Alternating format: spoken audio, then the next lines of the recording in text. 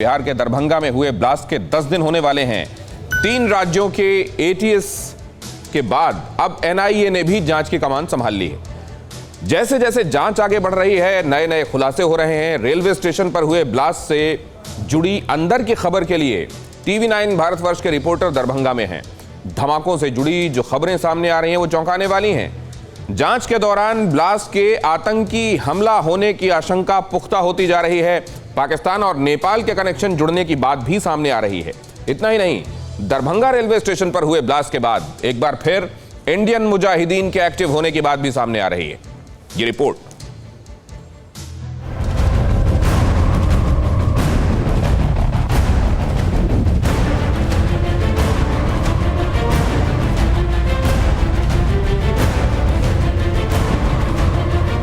जिस धमाके से अचानक आतंक की आहट सुनाई पड़ने लगी, जिस लो इंटेंसिटी ब्लास्ट के बाद खौफ की तीव्रता बेहिसाब बढ़ी हुई, जिस विस्फोट के बाद जांच एजेंसियां एक पैर पर खड़ी, समूचे देश की जांच एजेंसी एक्टिव हो चुकी। एनआईए ने खुद कमान संभाल ली।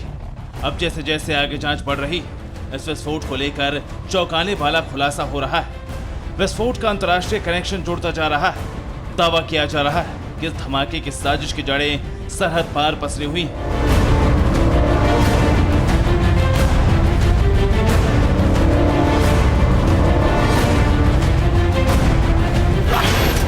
तो सवाल उठता है कि क्या दरभंगा में ब्लास्ट की साजिश पाकिस्तान में रची गई थी? क्या दरभंगा में ब्लास्ट करने वाला नेपाल फरार हो चुका है? अगर पाकिस्तान में साजिश रची गई तो इसके कितने मोहरे हैं? क्या ये लो इंटेंसिटी का ब्लास्ट किसी बड़े धमाके का रिहर्सल है?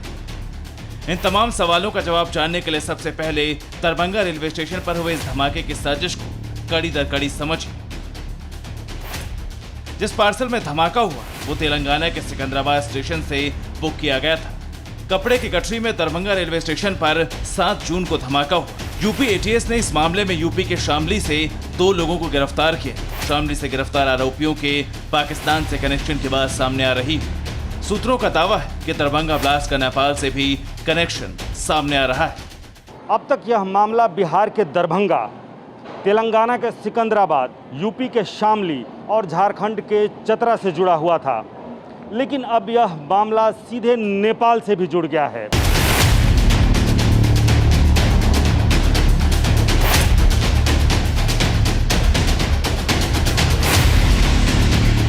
दरभंगा ब्लास्ट के नेपाल कनेक्शन के खुलासे के बारे में विस्तार से बताएंगे, मगर उससे पहले जानिए कि इसका पाकिस्तान कनेक्शन किस तरह सामने आ रहा है। दरभंगा के रेलवे स्टेशन पर हुए पार्सल ब्लास्ट में यूपी एसटीएफ ने उत्तर प्रदेश के कैराना से 2 लोगों को हिरासत में लिया है, जिनकी पहचान सलीम और कफील के रूप में हुई है। क्योंकि इस मामले के जो तार थे वो सीधे तौर पर पाकिस्तान के आईएसआई से जोड़े जा रहे थे, जिसके बाद इस मामले की गंभीरता को देखते हुए मामले की तफ्तीश एनआईए को सौंप दी गई थी। लिहाजा इस एंगल से मामले की तफ्तीश को आगे बढ़ाया जा रहा है और आने वाले वक्त में हो सकता है इस पूरे मामले में कुछ और भी गिरफ्तारियां हो।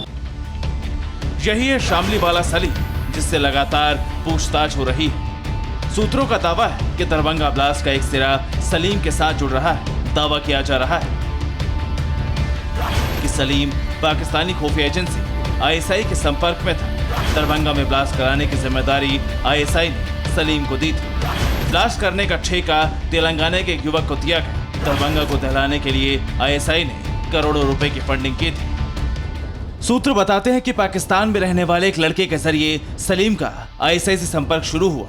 बताया गया कि दरभंगा ब्लास्ट को लेकर आईएसआई की पहली बातचीत कैराना के सलीम से हुई। सलीम ने अपने गांव के ही दोस्त कासिम उर्फ कफील को अपने प्लान में शामिल कर लिया। इसके बाद ही सलीम ने तेलंगाना के सिकंदराबाद के युवकों के साथ मिलकर दरभंगा ब्लास्ट की साजिश रची। हालांकि कफील के पिता अपने बेटे को बेगुनाह बता रहे हैं। ये आरोप कहीं से कहीं तक सही नहीं हो सकते, क्योंकि इसका कोई बैलेंस ही नहीं है। कहीं की ईंट कहीं का रोड़ा, बहान होती है ना कुनबा जोड़ा। कफील यहाँ रहता है, वो वहाँ रहता है। वो जो आदमी चोरी करेगा या संदूक लेकर चलेगा, उस पर अपना नंबर डालेगा। इसको दुनिया अकल से सोच सकती है या नहीं सोच सकती है? नंबर डाल दिया, जिसका चाहिए डाल दो। ये तो अपना हाथ का नंबर हो गया। मैंने भी फोटो में देखा, बड़े बड़े नंबर लगे हुए हैं। हाँ, बहुत अच्छा किया आपने नंबर डाल दिया। किसी और का भी लिख सकते थे, तो आपकी मेहरबानी। जिस पार्सल में ब्लास्ट हुआ था उस पर उनका ही नंबर था। लेकिन इन दावों से इत्र जांच अधिकारी लगातार पूछताछ कर रहे हैं। धमाके के लिए हुई करोड़ों की फंडिंग की डिटेल्स खंगाली जा रही हैं। कैराना के युवकों की आईएसआई पाकिस्तानी खुफिया एजेंसी से क्या बात हुई, ये बात हमारी सुरक्षा एजेंसियां पता करने की कोशिश कर रही हैं। सुरक्षा एजेंसियां पुलिस के माध्यम से ये भी पता करने की कोशिश कर रही हैं कि कैराना के कुछ खास लोगों के अकाउंट में कहां-कहां से पैसा पहुंचा है। यूपी एटीएस वेस्ट यूपी में आईएसआई की कड़ियों को जोड़कर साजिश के जड़ तक पहुंचने की फिराक में है, तो बिहार एटीएस और एनआईए की टीम उस संदिग्ध को तलाश रही है जिसके नाम पर पार्सल आया था, जो धमाके के ठीक बाद धमाके वाली जगह के नजदीक खड़ा था। सामान बुक कराने और रिसीव करने वाले का नाम भी एक ही, मोहम्मद सूफियानी दर्ज है। सबसे बड़ी बात है कि अब तक कोई भी व्यक्ति इस सामान को लेने दरभंगा स्टेशन नहीं पहुंचा है। सूत्रों की माने तो एटीएस को 2016 से ही मोहम्मद सूफियान की तलाश थी और अब ये पार्सल भी मोहम्मद सूफियान का होने से शक ज्यादा गहरा हो गया है। हालांकि अब तक ये पता नहीं चला है कि एटीएस को जिस सूफियान की तलाश है और जिसके नाम पर पार्सल है, वो दोनों सूफियान एक ही व्यक्ति है। इधर एनआईए की पूरी जांच एक नाम के इर्द गिर्द है, मोहम्मद साफियान, जिसके नाम से पार्सल बुक कराया गया था। स्थानीय पुलिस जीआरपी से जो इनपुट मिला है उसके आधार पर एनआईए की टीम मोहम्मद साफियान की खोज में लगी है। उसके स्थानीय कनेक्शन तलाशे जा रहे हैं। माना जा रहा है कि मोहम्मद साफियान झारखंड के चतरा का रहने वाला है और उसकी ट्रेनिंग पाकिस्तान में हुई है। जांच को लगातार विस्तार दिया जा रहा है। जांच के दौरान जब अफसरों ने सीसीटीवी फुटेज खंगाली तो ब्लास्ट के तुरंत बाद एक व्यक्ति घटना वाली जगह पर पहुंचता है, थोड़ी दूर से सभी चीजों को देखता है और फिर आरपीएफ दफ्तर के बाहर से पूरे घटनाक्रम पर अपनी निगाह बनाए रखता है। वह लगातार अपने मोबाइल से किसी से बात करते हुए भी दिखता है। हालांकि संदिग्ध व्यक्ति ने अपने चेहरे पर मास्क लगा रखा है, लेकिन सिर पर टोपी और दाढ़ी जरूर दिखाई दे रही है, जिससे पुलिस की शक की सुई इस टोपी वाले संदिग्ध शख्स पर टिक गई।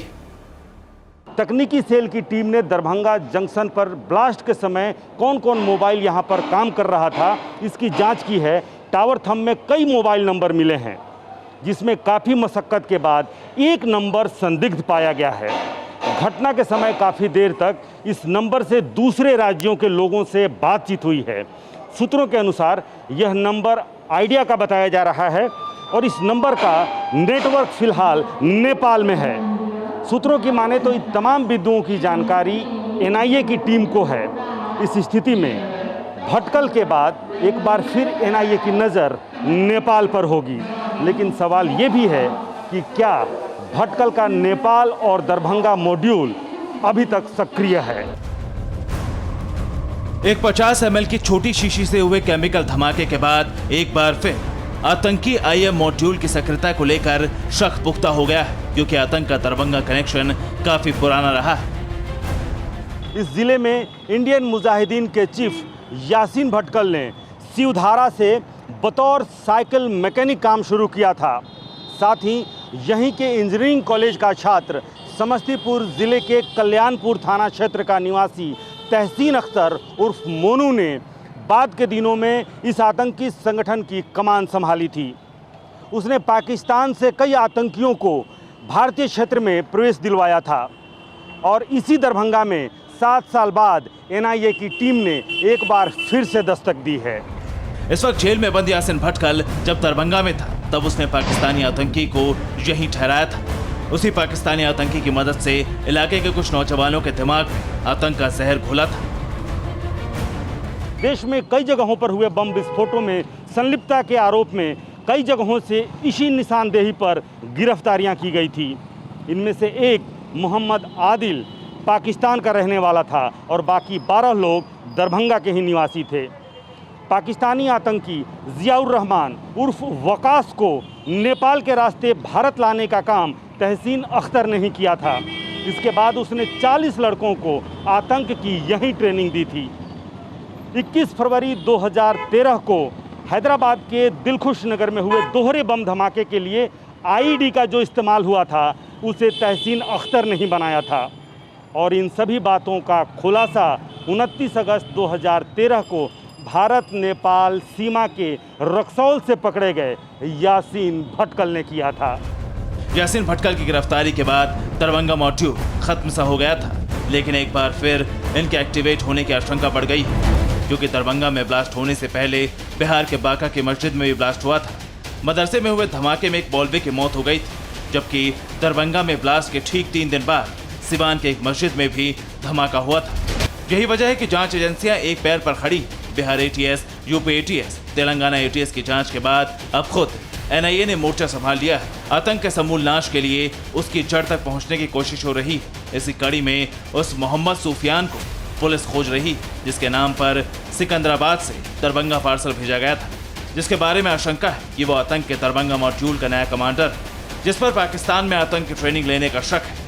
जांच एजेंसियां पाकिस्तान के शह पर नाचने वाले इस मोहरे को खत्म करने की तैयारी में। Bureau report, TV9 Bharatvarsh. फिक्र आपकी, सोमवार से शुक्रवार रात 9 बजे सिर्फ TV9 भारतवर्ष पर।